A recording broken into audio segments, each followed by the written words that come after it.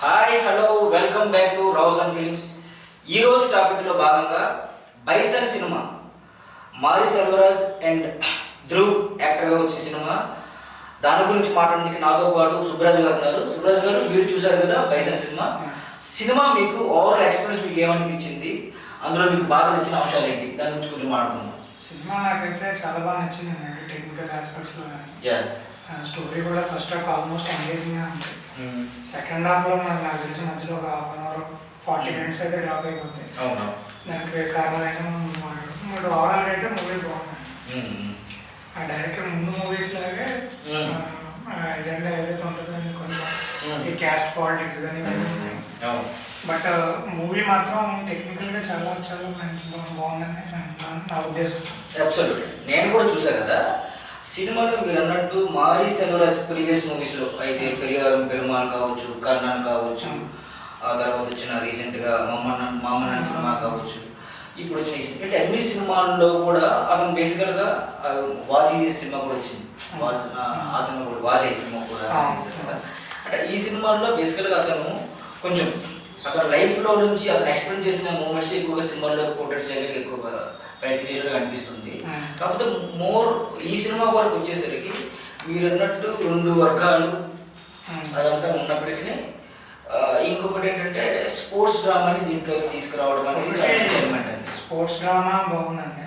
అది యాక్చువల్లీ జరిగిన స్టోరీ ఇంకా తీసుకోవడం. రెండోది ఆయన ముందు సినిమాలకి దీనికి నాకు తేడా కనిపించింది. అది ఏంటంటే ఇందులో ఆయన ఎటువైపు వెళ్ళకుండా న్యూట్రల్ గా పోర్ట్రేట్ చేసుకుంటుంటారు. మీరు అన్న 2 వర్గాలను తీసుకుంటే ఆ 2 వర్గాలు ఎవరో చెడ్డోళ్ళు కాదు, ఎవరో మంచోళ్ళు కాదు అన్నట్టుగా ఉంది కదా. వాళ్ళిద్దరూ కూడా తను మంచిగా కోరుకుంటారు. మాట్లాడే విధానం అది చూస్తే చాలా న్యూట్రల్ గా పెట్టేవాళ్ళు. అంటే వాళ్ళ పరిస్థితుల వల్ల వాళ్ళ ఆ ఇదిలో ఉన్నాము తప్ప ఎవరో చేసిన తప్పు ఎక్కడేదో కరెక్ట్ అయ్యి చెప్తారు తప్ప సొసైటీలో వాళ్ళ వల్ల కాకుండా సొసైటీగా ఫెయిల్ అవుతుందని చూపిస్తాడు బాగా. అది నాకు అంటే అలా మెయింటైన్ చేయడం నాకు బాగా నచ్చింది. రెండోది ముందు మనం పాజిటివ్స్ అన్ని మాట్లాడేసుకున్నాం. మీరు కూడా మీరు చెప్పండి. నాకు బాగా నచ్చింది ఏంటంటే ఆయన మెటాఫరిక్ గా వాడిన విషయాలు, ఆ కెమెరా వర్క్ కానీ, ఆ బైజన్ ఎనుబోత్ అంటాం దాని కపాలం కొమ్మలు పెట్టి మనకి 2 విషయాలు చూపిస్తాడు. ఒకటి ఏంటంటే గొర్రె బలివడానికి తీసుకున్న గొర్రె తిరగబడలేదు, ఏం చేయలేదు. ఇంకోటి అంటే బైసన్ సాధించిన ఏదో ఇలాగా పెడతా ఉంటాడు. మీకు చూస్తే ఒక చోట హీరో తండ్రి చేత అనిపిస్తాడు, మీకు అందరూ అలా గొర్రె అనుకుంటున్నారు, నువ్వు ఎనుబోతుమని చూపించాలి అని చెప్పి ఆ మెటాఫరిక్ ఎక్స్ప్రెషన్ అంతా కూడా చాలా బాగుంది.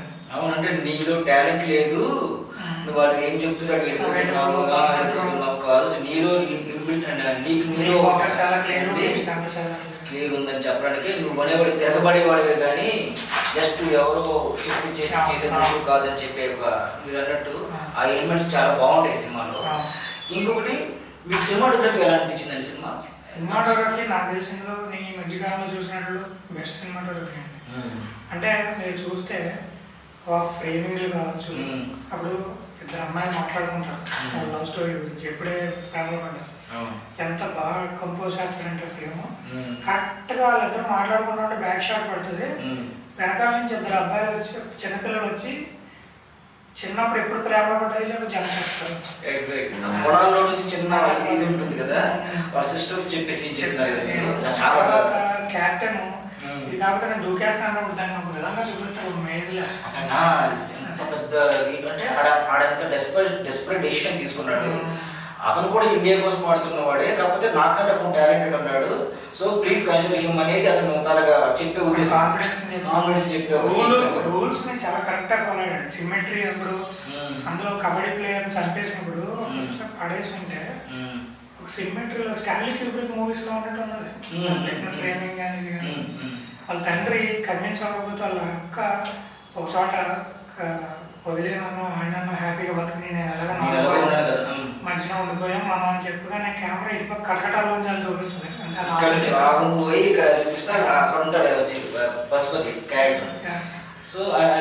అది చాలా యాక్టర్ ధ్రువు దానికి ఎగ్జాక్ట్ గా అలా ఫిట్ అయిపోయాడు. గుణపం అలా ఉంటుంది అన్నాడు. సీరియస్ మొత్తం మీరు అన్నట్టు టోటల్ సినిమాలో నాకు బాగా నచ్చింది ఏంటంటే ధ్రువ్ పర్ఫార్మెన్స్. ఆ క్యారెక్టర్ అతను ప్రాణం పెట్టేసాడు. ఆడే చూస్తే మీకు 10 డైలాగ్ కూడా లేదు, అంత ఎక్స్ప్రెషన్.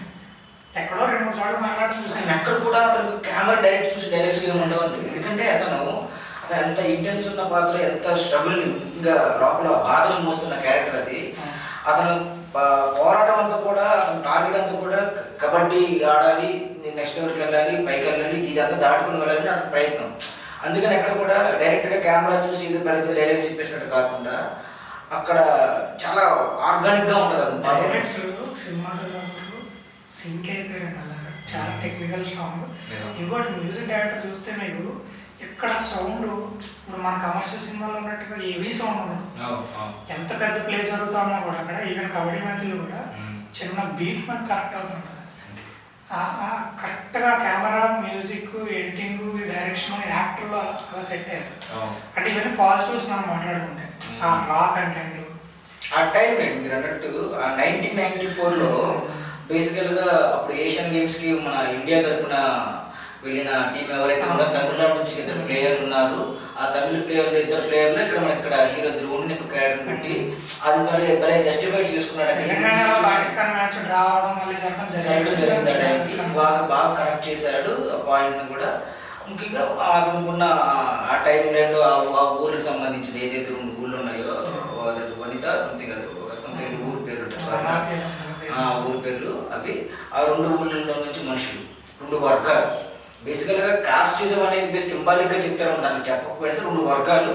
అంటే వర్గాలు అంటే in the sense group of మనకి 2 పార్టీ వాళ్ళు ఉన్నట్టు పొలిటికల్ పార్టీ మ్యాచ్ వాళ్ళు 2 గ్రూపుల పీపుల్ లాగా వాళ్ళ మధ్య వెళ్ళిపోయే సామాన్య జన్మనాలు. వాళ్ళేమో వాళ్ళ కోసం చొక్కాలు ఉంచుకుని వాళ్ళ మనుషుల మధ్య కొట్లాడుకునే మనుషులు చూపించుకునే ఆ సమాజం, ముఖ్యంగా సొసైటీని బాగా పోర్ట్రేట్ చేశాడు. సో మాది సర్వర సినిమాలో నాకు ఇప్పటివరకు అనిపించిన ప్రతి సినిమాలో అంటే మీకు అబ్జర్వ్ చేశారు లేదో, ఏదో ఒక సినిమాలో మీకు ఫస్ట్ సినిమా పెరిమాల్లో కుక్కని పెట్టారు. ఆ తర్వాత కర్ణాటక సినిమాకి వచ్చేసరికి గాడిదని చూపించారు. ఆ తర్వాత ఇంకొక మొన్న వచ్చిన మామన్న సినిమాలో పందుల్ని, ఈ సినిమాకి వచ్చేసరికి గొర్రెలు అండ్ బైసన్. ఈ 2 ఏంటంటే అతను ప్రతి సినిమాలో అలాంటిది ఒక అంటే దాన్ని మెటాఫరిక్ ఎక్స్ప్రెషన్ అంటారండి. అంటే ఏదో ఒక దాన్ని మనం కంపేర్ చేస్తూ సొసైటీని ఆ క్యారెక్టర్ని చూపించే పద్ధతి అది బేసిక్గా టెక్నికల్గా సినిమా గురించి బాగా ఎక్కువ తెలిసిన చేయగలిగే పని. అంటే అది ఆడియన్కి అర్థమవుతాయి కదా పక్కన పెడితే వాళ్ళు అంటే ఇదే హాలీవుడ్లో తీస్తే గొప్ప ఇది అంటారు, వాళ్ళు తెస్తారు లేదా అనేది నాకు తెలియదు. సో కమర్షియల్ ఎలిమెంట్స్లో కొంచెం చూసుకుంటే మనకి ఏంటంటే ఈ సినిమా నెగిటివ్స్లో మాట్లాడుకోవాల్సిన విషయాలు ఏమన్నా ఉంటే రొమాంటిక్ ఇది అంత రొమాన్స్ అనేది కమర్షియల్గా ఉండేది లేదు. అండ్ కామెడీ నాకు తెలిసి నేను కామెడీ అనిపించిన సీన్ ఒకటి కూడా అనిపించలేదు అసలు లేదండి. ఇంకోటి ముఖ్యంగా అనుపమ పరమేశ్వర్ లాంటి ఒక స్టార్ హీరోయిన్ బాగుండగా మనకి సౌత్లోనే మంచి పాపులర్ యాక్ట్రెస్, తను కూడా అంటే చాలా తక్కువ యూటిలైజ్ చేసుకుంటున్నారేమో అనిపించాడు. అంతే చేశారు కానీ వాళ్ళ క్యారెక్టర్ ఎంతవరకు ఉండాలో అంతవరకు చేశారు. ఆ క్యారెక్టర్ తను కూడా అసలు 100% తను పర్ఫామ్ చేశారు, చాలా బాగా చేశారు. కొన్ని ఎక్స్ప్లెయిన్ డైలాగ్స్ చెప్పించేవి అన్నీ చాలా బాగున్నాయి. ఒకటి నాకు ఇద్దరు మాట్లాడుకుంటున్నప్పుడు మా ఇద్దరు మళ్ళీ కలుగుతున్నప్పుడు ఒకటి 180 బ్రేక్ చేస్తూ స్టడీ షాట్ ఒకటి ఉంటుంది. అదొక్కటే నాకు అంటే మేము టెక్నికల్ కాదు, ఒక ఆడియోలో చూస్తే కొంచెం క్లమ్జీగా అనిపించింది. బట్ అది ఏదో మూమెంట్ బేస్డ్ అంటే అక్కడ లాలును ఇక్కడ ఇప్పుడు ధ్రువుకి మధ్య జరుగుతున్న సంభాషణ కదా, ఆ బేసికల్గా మూమెంట్ అలాంటిది. ఎందుకంటే ఆ మన ప్రేక్షకుడిని వాడు బేసికల్గా అప్పటికి అంత నమ్మడానికి లేదు అని ఆ పాయింట్ ఆఫ్ వ్యూ తీసుకురావడం కోసమని మనల్ని కొంచెం కన్ఫ్యూజ్, నిజంగా చెప్తున్నాడా లేకపోతే మళ్ళీ ఈ గొర్రెలా మళ్ళీ బరాబరికి వెళ్తున్నాడు అన్న చిన్న ఎక్స్ప్రెషన్ కోసం పెట్టడేమని నాకు అన్నట్టు బ్రేక్ చేశారు అక్కడ షార్ట్. ఎందుకంటే ఆ ఎక్స్ప్రెషన్ ఆ భయాన్ని తీసుకురావడం కోసం చేశాడేమో అని నాకు అనిపిస్తుంది. ఇంకొక అంటే నాకు అదే పాజిటివ్ నెగిటివ్ నాకు తెలియదు, నాకు ఏమనిపించింది అంటే కథ అంతా కూడా నేను ఎంగేజ్ అవ్వలేకపోవడానికి ఒక కారణం కానీ అని నాకు అనిపించిన కారణం స్క్రీన్ ప్లేలో ఫస్ట్ మనం తీసుకెళ్ళి ఏషియన్ గేమ్స్ లో పెట్టేటప్పటికి ఇదంతా ఎంత టెన్షన్ జరుగుతా ఉన్నా కూడా మీరు చూస్తే అందులో పోలీస్ ఆఫీసర్ దొరికి సీన్ ఉంటుంది. ఆ సీన్ లో చాలా భయం యాక్చువల్లీ నెక్స్ట్ ఏమవుతాడో వెళ్ళకపోతాడేమో అని భయం. కానీ ఆ భయం ఎందుకు లేదంటే మనం ఆల్రెడీ క్లైమాక్స్ చూసేస్తాం, లాస్ట్ కి వెళ్ళిపోతాం. సో ఇక్కడ ఏమవుతుంది అయితే వీళ్ళు నాన్న వెళ్ళిపోతారేమో అనుకుంటున్నాం, టెన్షన్ అది యాక్చువల్లీ చాలా మంచి సీన్ అది. మంచి ఆయనకి కొన్ని సీన్ చాలా బాగుంటాయి. మన వడివేలు గారు కుర్చీలో కూర్చొని సీన్ ఉంటుంది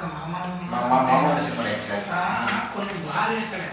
ఈ సీన్ కూడా పోలీసులు పట్టుకునే సీన్ చాలా బాగా అనిపిస్తుంది. కానీ అక్కడ నాకు అంత భయం ఎందుకు లేదంటే నాకు ఆల్రెడీ ఒక ఎగ్జిట్ తెలిసిపోయింది నాకు ఉన్నాడు ఆయన. అది ఒక్కటే నాకు ఎందుకు ఆ ఒక్కటి తీసేసి ఒక ప్లేట్ మామూలుగా నిల్లుంటే ప్రతి మూమెంట్ లోనే టెన్షన్ ఉంటుంది ఆ సినిమా.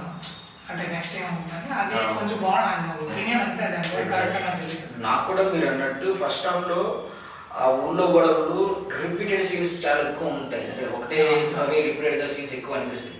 మనకి మెయిన్ కోర్ ఎలిమెంట్ ఏంటి అంటే హీరో అనేవాడికి బాగా కబడ్డీ అంటే ఇష్టం, కబడ్డీ ఆడాలని వాడికి నెక్స్ట్ ఆడాడు, ఆ ఊరికి ఆడాలని ఉంటుంది, తర్వాత మన స్టేట్ ఆడాలని ఉంటుంది, తర్వాత అలా వెళ్ళాలని ఉంటుంది కదా. అది మెయిన్ కోర్ పాయింట్. దాంట్లో ఏంటంటే వాడుకున్న అడవి సెంటర్ కంచెలు ఏంటంటే ఊళ్ళో ఉన్న గొడవలు ఆ మనుషులు అంటే ఒక మనిషి తెలియకుండానే చేతి కత్తి పట్టుకునే పరిస్థితులు వచ్చేస్తూ ఉంటాయి. అది ఎక్కడికి విగ్రహపోతూ తెలియని ఒక వనరబుల్ కండిషన్స్ లో వాళ్ళు బతుకుతూ ఉన్న జీవితాలు అయ్యాయి. అది మీరు అన్నట్టు ఫస్ట్ అది చూపించుకునే విధంగా ఉంటే ఇలాంటి ఎలా వెళ్తాడు అనేది నిజంగా ఖచ్చితంగా కంచె దాటుకుని వెళ్తున్నాం చాలా బాగా అనిపించేది.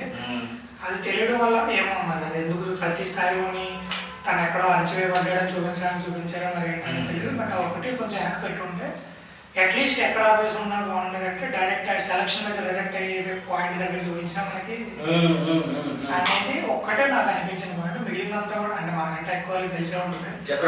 ఫోన్ చేస్తారు చూడండి, ఫోన్ చేసి చెప్తారు లేదు నువ్వు సెలెక్ట్ అయ్యావని చెప్పేసి ఉంటుంది. చేసుకుంటే బాగుంది. అలాంటి పాయింట్లు కొన్ని అదొక్కటి వీటి వల్ల ఏమవుతుందంటే కమర్షియల్ గా మేబీ తెలుగులో వెళ్తుందని డౌట్ ఉంది. బట్ టెక్నికల్ గా మాట్లాడుకుంటే చాలా నాలెడ్జ్ సినిమా గురించి తెలిసి ఎమోషన్స్ తెలిసిన వాళ్ళే ఆ టీమ్ లో ఉన్నారండి. యాక్టర్ కావచ్చు, యాక్టర్లు అందరూ కూడా అమ్మాయి ఒక క్యారెక్టర్ చేసిన ఎక్స్ట్రాడినరీ ధ్రువ అయితే ఇంకా ఫిట్ అసలు నాకు తెలిసి దీని తర్వాత దీని ముందు తేడా ఉంటుంది. ఇంకొకతను అమీర్ సుల్తాన్ ఒకతను ఉంటాడు కదా, అదే ఇతను ఇటువైపు లాల్ గారు ఇద్దరు ఉన్న అపోనెంట్స్ బేసికల్ అక్కడ ఆ ఊర్లో ఉన్న రైవల్ రే ఉంటుంది వచ్చిన అందరు క్యారెక్టర్స్ బాగా చేశారు. ఇంకా ఫైనల్ గా ఇంకా ధ్రువ అనేది స్టిల్ ద షో అండి. సో ఇది ఈరోజు బైసన్ సినిమాకి సంబంధించిన మా వ్యూస్ అండి.